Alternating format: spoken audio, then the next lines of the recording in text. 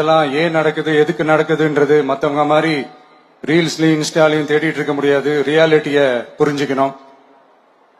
So இந்த பிரச்சனைகள்லாம் ஏன் நடக்குது அப்படின்றத அனலைஸ் பண்ணி பார்க்கும்போது சுத்தி சுத்தி பாத்தீங்கன்னா ஒரே இடத்துலதான் வந்து நிக்குது.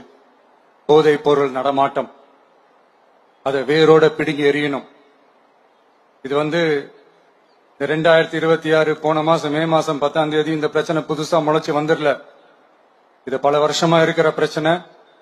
பல வருஷமா இதை கண்டுக்காம விட்டதுதான் அந்த வேர் இவ்வளவு ஆழமா பரவி இருக்குது. இத பல வருஷமா கண்டுக்காம விட்டது யார் என்றது நான் சொல்லிதான் உங்களுக்கு தெரியணும்னு அவசியம் இல்லை. அது உங்களுக்கே நல்லா தெரியும். இப்ப அதை பத்தி பேசியும் பிரயோஜனம் இல்லை.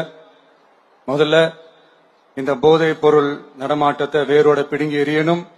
அப்படி எரிஞ்சாதான் இந்த பெண்களுக்கான இந்த சேஃப்டி ரொம்ப ஸ்ட்ராங் ஆகும். இது ரெண்டுமே ஸ்ட்ராங் ஆனாலே ஆட்டோமேட்டிக்கா சட்டம் ஒழுங்கும் சரியாகும். இந்த 3 விஷயம் சொன்னல, இந்த போதை பொருள் நடமாட்டம், பெண்களுக்கு எதிரான இந்த கொடுமை, இந்த சட்டம் ஒழுங்கு, இது 3மே ஒண்ணுக்கு ஒண்ணு இன்டர்லிங்க்ட் தான். இதுவும் இப்ப புதுசா வந்த பிரச்சனை கிடையாது. பல வருஷமா இது இன்டர்லிங்க்டா தான் இருக்குது.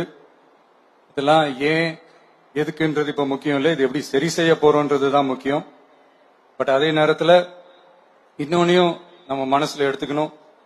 இந்த பெண் குழந்தைகளுக்கான இந்த பாதுகாப்பு இது வெறும் சட்டம் ஒழுங்கு சம்பந்தப்பட்டது மட்டும்தானா அப்படின்னு கேட்டீங்கன்னா இல்ல.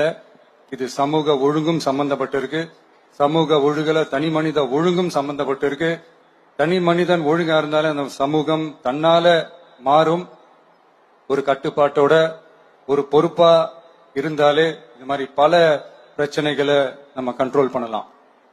படிக்கிற இடத்துல, வேலைக்கு போற இடத்துல, டிராவல் டைம்ல, ஆனா டெய்லி லைஃப்ல பயம் இல்லாம மரியாதையோட நம்ம பெண்கள் வாழணும். அதுக்கான ஒரு அட்மாஸ்பியரை நம்ம கிரியேட்